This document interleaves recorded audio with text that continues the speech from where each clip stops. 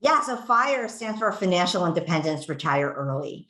And the movement really stands for less to retire early in the sense of you're sitting on a beach with a cocktail and not working, but it's to make work optional. It's the notion that you have enough income, so that's the financial independence piece, coming in from other sources, whether that's dividends and interest or rental real estate or products that you've sold or royalties that you're collecting from a book that you've written so you can get it from a business as well. So it's this notion that you have these other things that are happening outside of your job.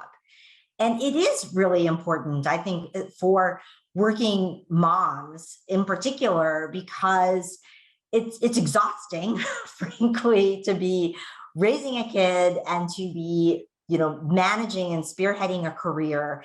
And there are going to be times where you might want to take your foot off the gas in one place or another, that you might want to dive deep into work and therefore get extra help at the home, extra childcare, extra household care, whatever it is.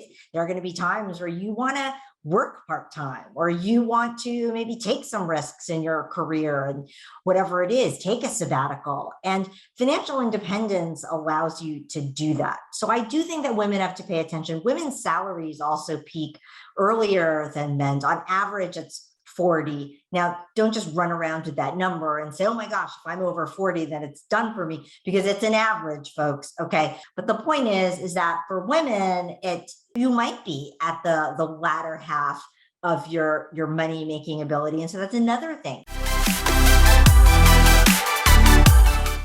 I am so excited to be with Caroline Ceniza-Levine. She's a fellow Filipina American and the founder of the Dream Career Club. She's a career coach, a writer, and a media personality on job market issues. And she helps lots of leaders, experienced professionals in technology, media, financial services, and other industries make a great living doing work they love. So I'm so excited, Caroline, to have you with us today. I have so many questions for you. Can you give us an overview of your upbringing, education, and just how it led to this professional career? Yeah, look, I would say that my career is in two halves. So the first half is the pretty traditional part. So I've been working for almost 30 years. So the first 15 years was a traditional corporate career in an office environment. I actually trained as a classical pianist. So I was a music major in college, and I did college and conservatory. But I also was an economics major. So I had two majors, and I loved business. And so I've always had this arts and business thing going.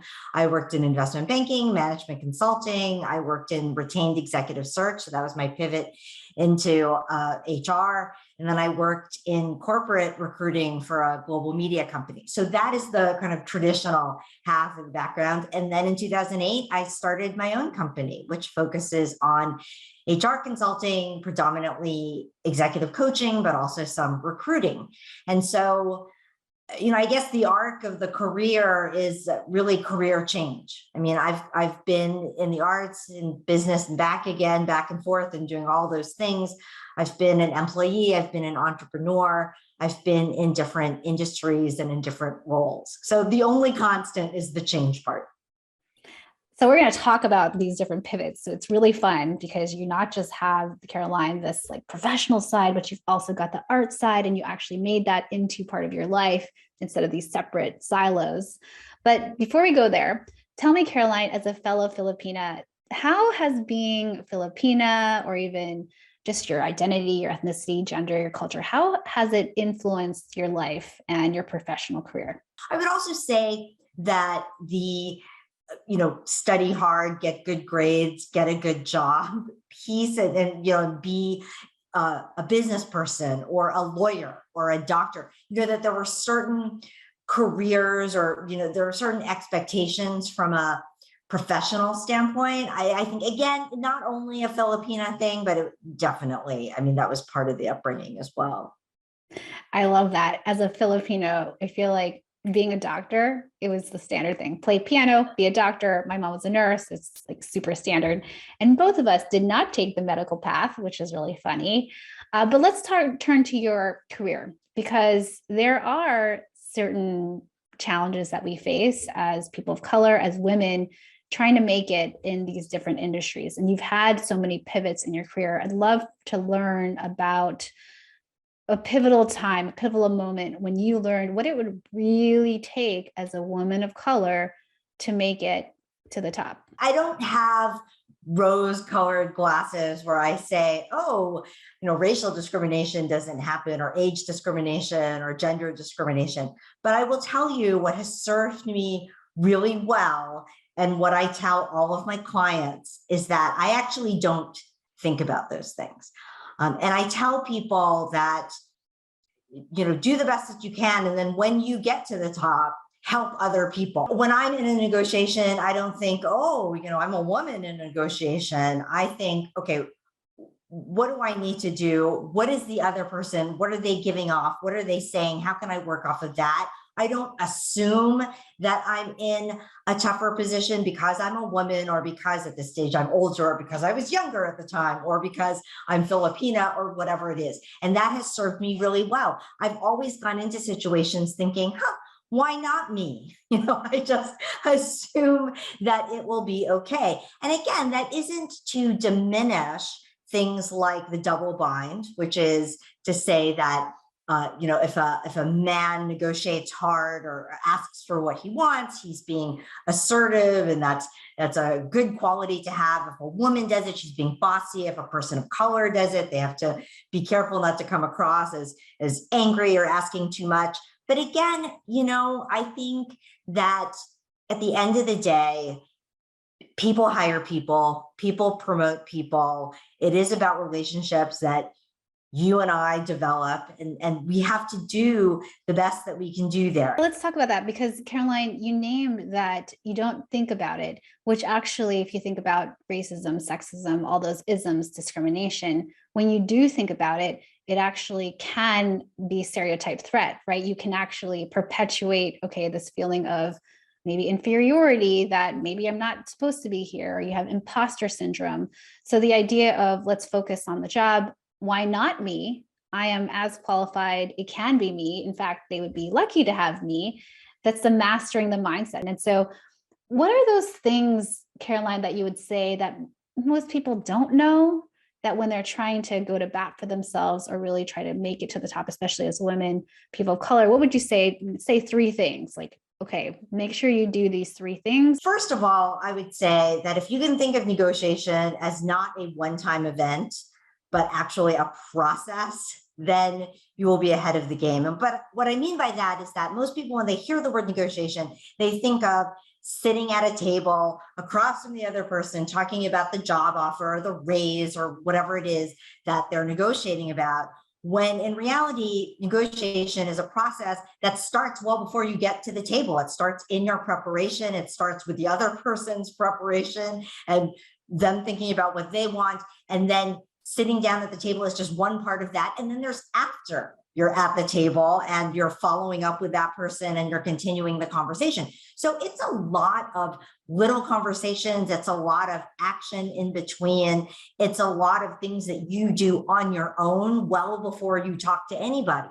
And so if you can just think of it as a longer game than what's right now in the moment, certainly it can take some of the anxiety off of it. And also, it will help you realize that there are many levers that you can pull here. There are many factors that you can influence. You don't have one chance, and that's it.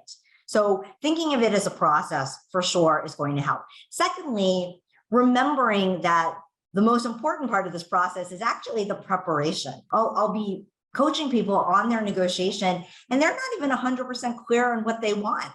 They'll say, well, I'll know when I see it. Whoa, well, what is that supposed to mean?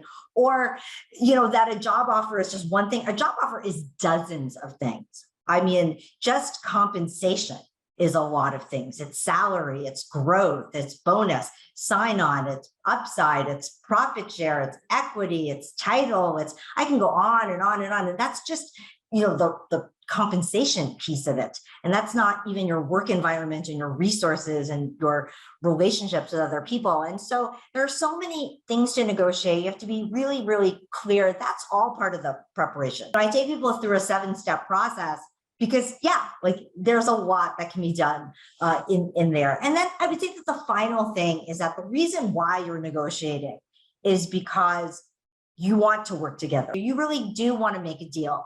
And they're there for that reason too. So you start from a place of agreement. I think people hear the word negotiation and they think hostile and they think conflict. And that's actually not true, because if you really didn't want to work together, you would just not negotiate. It's because you got that offer because they're invested in you and because they want you, or you're there at that company already and they want to keep you. And so really, if you can just hold on to that and think back to the fact that, you know what, I do want to work with these people and I want to have a long-term, genuine relationship with folks. And so I'm not trying to squeeze every last concession out of them. And they're also not going to do that to me. I love that mindset, Caroline, because for me, when I think about negotiations, it's like, oh, pit your stomach, one-time thing. Let's get the prompts ready. Let's try to do battle. And instead to realize, wow, we really are, both of us, both sides, really having an opportunity to have a great partnership. So how can we make this partnership really be something considerably long-term? So that's a great mindset. And so I got to see some of these clips because you've been on NBC, CBS, CNN, Fox, and so many, and you're a writer for Forbes, so tons of media presence. And for me as a woman of color, to see you, Caroline, on screen or even in your picture in a magazine. So I'm curious, when you think about that move to becoming kind of a media presence, you've also written a book. So could you talk about that? I had gone after media in general to establish credibility. And I encourage all leaders and aspiring leaders to do the same, that you do have to establish your thought leadership and your expertise in a way that people will believe and will find memorable. I just put myself out there. I started with my community newspaper, guest blogging.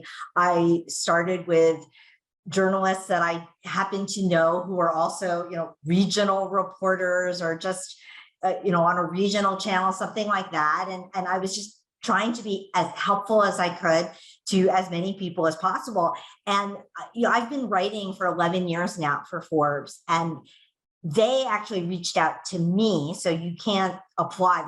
There's no way you can apply to be a contributor. And at the time, so I was actually one of the first contributors because they actually had a reunion of us. And when we had to say how long we'd been with the publication, I was there for actually a long time. And I remember asking the editor, and this is a good question for any entrepreneur to ask, how did you hear about me?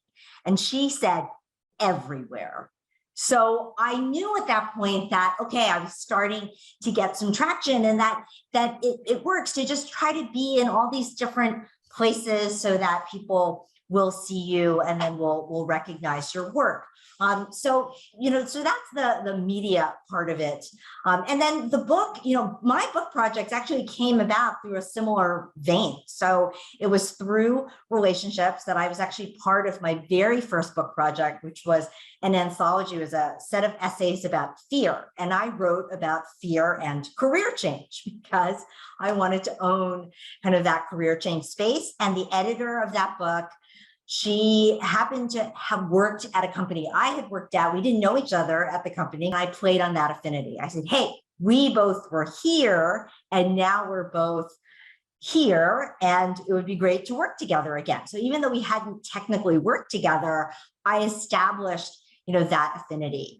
The second book project came and the publishers reached out to me. They had seen my work in a lot of different places on the career space. They were looking for someone to write a textbook that they were going to market out to universities about job search. And so I worked on that project. And then finally, the third book, which is Jump Ship, 10 Steps to Starting a New Career, was through Forbes. So Forbes and Amazon had a partnership to release a number of how-to books on Kindle, and they asked me to write the career book. So the career change book. So I specifically wrote for them like how to on the career change piece. You said earlier that you wanted to own the sort of job switch career navigation space. How did you assess, because you have had this different types of job pivots, that would be the space you would own? Well, I just believed so much in it for myself because I had done it for myself and and it was really the way that I found happiness. Like I don't think that I could be doing one thing and only one thing, that I thrive on doing different things. And I know a lot of people who are like that. And I see, generally speaking, even now, that more of the traditional media or the traditional advice is around focus, focus on one thing and really become an expert in this one specific thing. And I just felt like that there was room. We live for a long time now, and we could be working for 40, 50, 60, 70 years. And I just think that it's so unrealistic to tell someone that they're going to be doing the same thing at 80 that they did when they were 20, or even at 50 and 20. And I knew from being a recruiter and seeing how hiring works that there is room for people to change careers. It isn't like just looking for another job. It is a different animal. And so I felt like it was an interesting enough space. I felt like I benefited from it. I saw that there was a need out there, and it's just a fun space to be in. And let's face it, we're working for so long. Pick something that's fun if you're going to specialize in it, honestly. I mean, speaking of fun, Caroline, there you have not just, these books, media, and your own business. You've also got this film company. So how did this fit in with all of the different ventures that you're doing? Yeah, well, I love movies. I love horror and sci-fi in particular. And I have my film partner, Bruce Falk, is also a recruiter. So we actually met through recruiting. And then it turned out that he was a theater major and went to conservatory and college. I was a music major, went to conservatory and college.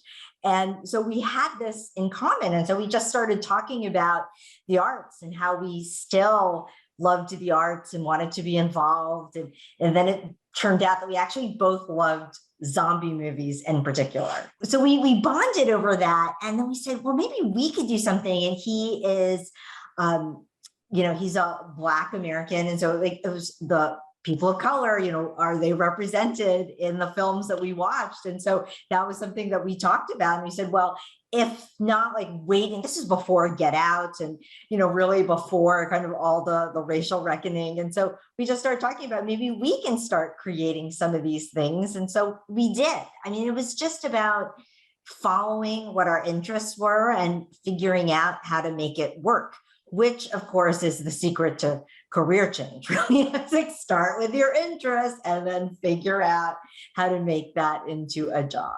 Did you have, Caroline, like a documentary filmmaking skill set already? I mean, buying the equipment, like learning how to do all this, was that already in your arsenal, or did you have to learn how to do that?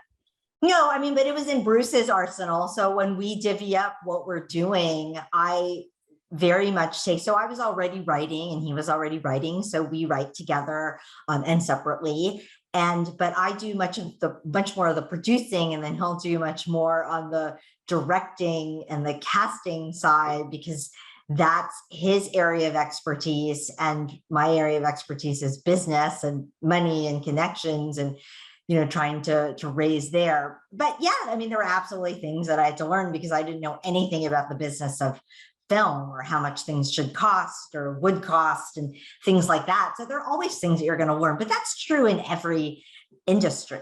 I mean, I feel like when I pivoted, even when I'm recruiting, and I'm still recruiting, but I'm, going from financial services to media or to biotech, there's a learning curve there. But I call that career change light because you're at least keeping something stationary, which in this case is the recruiting. I love the through thread throughout this conversation, which is that you have followed your interests and passions, and then it'll work out from there. And to champion yourself, even if it's new content or new people to meet, that once you follow your heart, it will all work out. So, so beautiful, so beautiful. So we're going to pivot now, Caroline, to you as mom. And one of the reasons why we wanted to have this conversation was that you are a proponent of the FIRE movement. And I'd heard of the FIRE movement before, but when you talked about it, you said, it is accessible even to mom leaders. We're so, so, so busy. How can we even think about retiring early? So I'd love for you, Caroline, for those people who don't know what the FIRE movement is, maybe just give a quick background. What is it? Yeah, so FIRE stands for Financial Independence, Retire Early.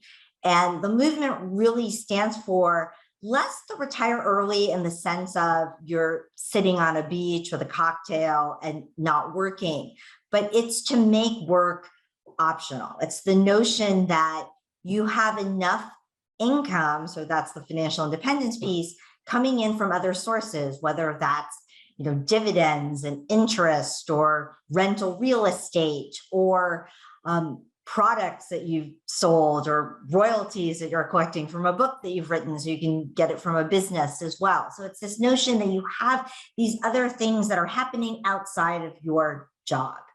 And it is really important, I think, for working moms in particular, because it's exhausting, frankly, to be raising a kid and to be, managing and spearheading a career. And there are going to be times where you might want to take your foot off the gas in one place or another, that you might want to, dive deep into work and therefore get extra help at the home, extra childcare, extra household care, whatever it is. There are going to be times where you want to work part-time, or you want to maybe take some risks in your career and whatever it is, take a sabbatical. And financial independence allows you to do that. So I do think that women have to pay attention. Women's salaries also peak earlier than men's. On average, it's 40. Now, don't just run around to that number and say, oh my gosh, if I'm over 40, then it's done for me, because it's an average, folks. Okay. So, but the point is, and for men, it's late 40s. But the point is that for women, you might be at the latter half of your money making ability. And so that's another thing to think about. And for everybody, there's AI, there's automation, there's outsourcing, there are all sorts of economic forces that are making the job market more volatile.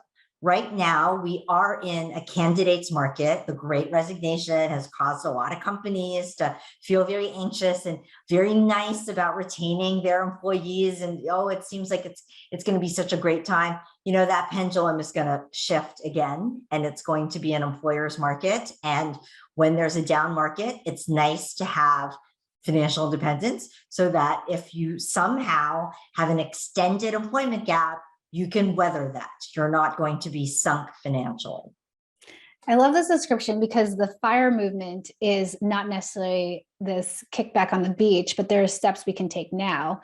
And to someone who has already a full plate, and you're saying, okay, well, let's do things that can help prepare to weather the storm or just give flexibility in pursuing like a sabbatical, what would you say? And I'd read all these great articles, and we'll include Caroline's links in the resource site. But what would you say, Caroline, are the first three things to consider in steps to take? I get you have a full plate, but here are the first three things to consider so we can move forward. Yeah, well, I would say the first thing is just being aware that FIRE exists and that it's a possibility, which might not sound like a lot. We're going back to mindset again, Analiza, and you say that that's a big part of how you coach as well, because it's such a game changer. I know for myself, I just assume, maybe this is part of the Filipina, we're just bringing everything back full circle, but get good grades, get a job, right? Like just head down, just work really hard, retire when you're 65 or 70 or whatever it is. I just didn't question that actually until I got, I was 40 years old. I was like running full cylinders with my business, and it was by all accounts a successful business at that point, but I was exhausted. And I, 2 kids still at home. So my kids are college and graduate school. So, now they're self-sufficient, but 10 years ago, not the case. So full plate. And I just couldn't see myself doing this for at this pace for 20, 30 years. And when I saw the fire movement, just this notion of, like other people have done it, why not me? So just that first stepping into the, well, clearly they've done it. So there must be some way of doing it. And I would find just stories, and this is why I use my interest as a compass, because then you'll pay attention. I just stumbled onto people who happened to do it by moving abroad. I did not do that by moving abroad, but I looked at that and I said, oh, I've always wanted to travel. And so I'm going to read these travel stories and live vicariously. But it really planted a seed saying, oh, this is doable. Other people have done it. How can I do it? So just that would be absolutely positively the first step. And then the second step is to, work with what you have. So that was when I really started looking at books and getting serious about getting published and developing courses, because I thought to myself, if I ever had to stop working for whatever reason, what income would I have that would go on? My coaching wouldn't go on unless I recorded it or unless I wrote it down so I really just started to think about working with what I had. And you have to start where you are, so I took an inventory of the mutual funds that I own through my 401k. A lot of people have a retirement account. We all start with something. People have savings in the bank. So and it might be like a really small number, but it's just good to know, like, oh, okay, so this is what I have to work with. But then the third thing is to not be afraid to think, I hate saying outside the box, side of the box, because it's a consulting phrase, and I call myself a recovering management consultant. So I don't like to use that jargon, but in this particular case, it applies, meaning that I just said, pay attention to what you're interested in, pay attention to what you have to get started, and then be willing to throw it all out the window. So the reason why I say that is because I stepped into that loop where I was, like I said, flat out, my business was successful at that point. I felt like I had really grown it as much as I had wanted to grow it. And I couldn't see myself doing more. And if I didn't look outside the business, I would have just stayed there and been like, I'm exhausted. I can't figure it out. But instead, I thought about real estate. I had always been interested in real estate. And in that spirit of, why not me? That's actually another way of getting income coming in where I won't physically be doing that job. And I just started reading about it. There's no cost to reading about it. And I started reading about people just like you and me who bought a house and then rented it out and bought another one and rented it. And I just thought, okay, why not? Let me just try it. So it's about, experimenting and being willing to say, oh, my first idea didn't pan out. I mean, I thought it was going to be my coaching business. I was going to productize everything. I was going to scale it that way. And I do have coaching products. I do some of that, but that's actually not my favorite part of the business. I do prefer live interaction. I do prefer, the hourly stuff, if you will. And so I had to honor that, but at the same time, still hold on to the fire thing and say, okay, so I'm going to do it some way else. So there's always another option. And I'll tell people, think about 5. If you think of one solution, force yourself to think of 5 solutions, because even if you don't go with the other 4, just in that exercise, it will show you that you have options. Movement to fire, Caroline, and taking baby steps, first with mindset that it's possible, if not, if others, especially some of these amazing boss mamas, right? They've got degrees, they've got these big jobs, they're mom, which is the hardest job. And then to say, why not me? I think that's so, so huge. And then to take inspiration from others, including yourself, of how they've made it happen. So we'll include the links to your blog and the different specific steps to take. One question I have for you, Caroline, is about real estate, because you were in New York, or a high cost city, and then you had to have your partner get on board with trading to a different city, because that I found really fascinating as a step toward this. Could you talk about that? Sure. And to be clear, we worked on fire while we were in New York. So we only moved out of New York City once the youngest was already in college, which was always the plan, that we were going to be in a warmer weather climate. I love New York. And if it were summer year round, I would stay year round, but I just am not a winter person. So I knew that we were going to leave for the winters. So this is part of that thinking outside of the box and just being more creative. I mean, we both knew eventually we're going to live outside the city. So when we started thinking about rental real estate and New York being so expensive, buying rentals in New York and buying enough of them that it was going to support a lifestyle was just not doable. I mean, it wasn't doable with the jobs we have. He was working with a nonprofit. I was working in HR. These are not investment banking, bonus type jobs. Okay. So we had to work with what we had. And so we looked at real estate outside of New York. So again, it's like there's always a solution. That might not be any one particular person's solution. I'm not giving specific financial advice. I'm only saying what worked for me. But it was that willingness to just say, for a long time, I was fixated in how are we ever going to afford an apartment in New York? And New York real estate is so expensive. And so all I saw was New York real estate. And as soon as I just said, wait a minute, New York is but one location. Let's look outside. It just opened up all sorts of possibilities. And so again, it's like force yourself to think of more than one solution. And for us, it really became, gosh, when we looked at all of the assets that we had, and I looked and I said, oh, if we did move to a foreign country where the cost of living was a lot less, we never did that. But if we did do that, we actually could afford to retire right now. Like we would not have to do anything else. And that gave my husband certainly the courage to leave his traditional job and to go into consulting, because there was no way that he was going to do that. It was just that the numbers, like our plan B would be to move to some exotic locale abroad. That's not such a bad plan B. So he was like, oh, okay, that's fine. So there's always a way to do things. The plan B being moving to Costa Rica. I know that you bought a place. There are several places there. That's a pretty sweet deal. So did you ever consider moving fully to Costa Rica? Well, we still think about it. I mean, that was always just in the cards as if we had to do it, that would be our really, really fun nuclear option, I call it.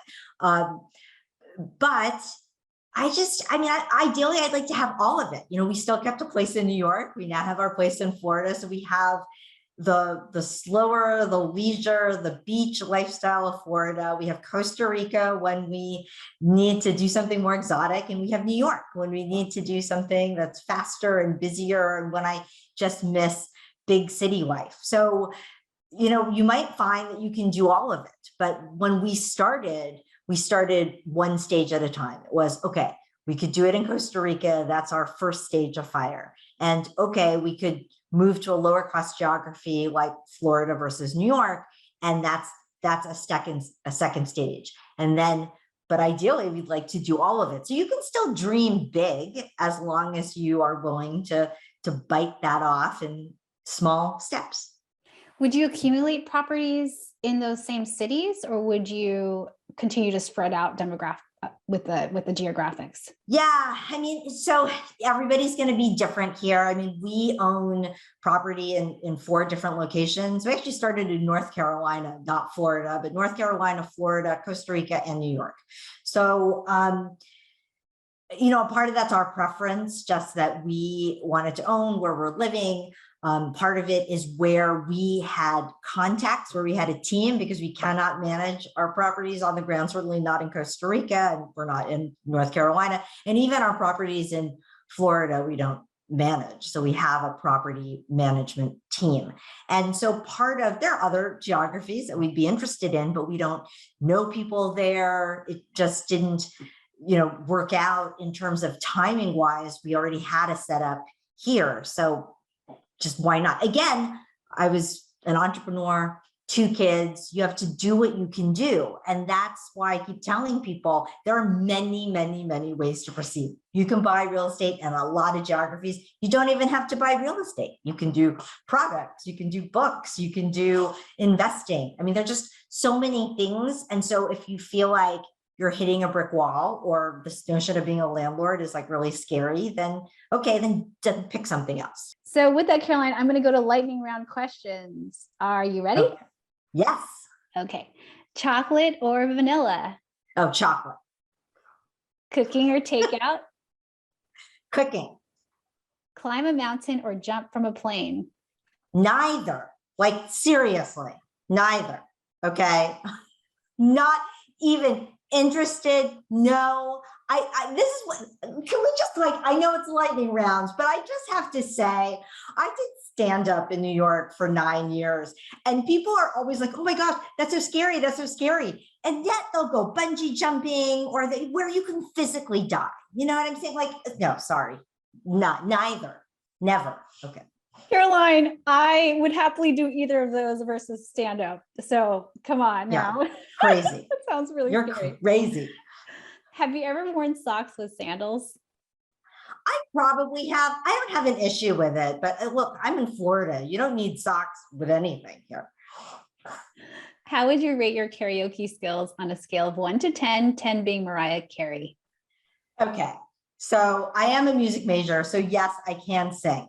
And I will say that it's certainly not 10 Mariah Carey. I mean, seriously, certainly not. But the thing that saves me with karaoke, I would say that I'm probably like a 7. And that's only because, not because I'm a good singer, but because my song selection is really good. Like I know what I can sing and what I can. I'm not going to pick some song with a big range. I'm not going to pick Mariah Carey, for example. Like I stay in my lane. I know that I'm an alto and I'll pick, Anne Murray or something with like a tiny range and very low. The Carpenters, low, low. Yeah. It's like, so you know where your lane is, rock your lane, rock your interests. Okay. What's a recent book you read? Wow. I have to say, and it's so funny because I always document the books that I read. And I have to say, I read over 30 books in 2021, and none of them were all that memorable. But I will say, I read recently this book called Limitless by Jim Quick, who is a memory expert. And he had this brain injury when he was 5 years old. It's fascinating, and had to learn how to learn. And so the book is, what is the optimal way to learn quickly so that you can memorize things and recall them? And it's fascinating, like this notion of learning how to learn. Of course, that's a superpower. Sweet. What is your favorite way to practice self-care? Oh, I have a bunch of things. So I'm a big green juice person because I don't eat enough vegetables, but I can drink them. I meditate because there's just too much distractions. If I can just do it for 15 minutes, that's amazing. I love journaling and I love warm drinks. So tea, coffee, I just love and it's not even the taste of it as much as it is the heat of it as you're drinking it. Nice. What's a good professional development you've done? Well, it's funny. I'm in a program now, which is about habit development. And as I said, I read that book, Limitless, which is about learning. So I'm constantly just exploring different things. I was on a language kick, 1 year. And so I was cycling through different things on Babbel. So I'm doing just so many different things. But I guess what I would say is I saw this workout like online, which is called it was like the 7-minute workout. And I've just started, like, I put together like 10 exercises that you could do without getting on the floor because I'm too lazy to get on the floor. So doing standing abs and standing push-ups and squats and lunges. So I've created this routine for myself. So I'll say that's my personal development thing, because I've been sticking to it. I do it several times a week for a few months now. What's your definition of a boss mama? Well, a mama Well, for someone who takes care of other folks, it doesn't have to be their kids. I mean, again, I was like a sandwich person when I was in my 20s. And so it's just someone who's a caregiver, but then also who, takes charge of her own career, which might be a business, which might be the household, which might be a traditional job, but it's a career. It's actually something that has a beginning, a middle, a legacy, like there are goals that this person is driving towards. And so I just feel like you can have a job and you can have kids and not be a boss mama, in the sense that you're just kind of just all over the place. You're clocking it in and out. You're not really present or proactive about either parenting or your profession. So I think there's an element of drive and there's an element of intentionality that makes you a boss mom. And what advice would you give your younger self? Wow, I would say have more fun, because it's all going to work out eventually. I was a big worrier when I was young, and looking back now, I'm just like, wow, that was a lot of expended energy. Although I was thinner back then, so maybe it was maybe it's a calorie burning thing. Maybe I should be worried more. Now that I'm not worried anymore, I'm getting wider. I don't know. I just made that connection now, Analiza. This could be something. I have to look into that. Okay, Caroline, where can we find you?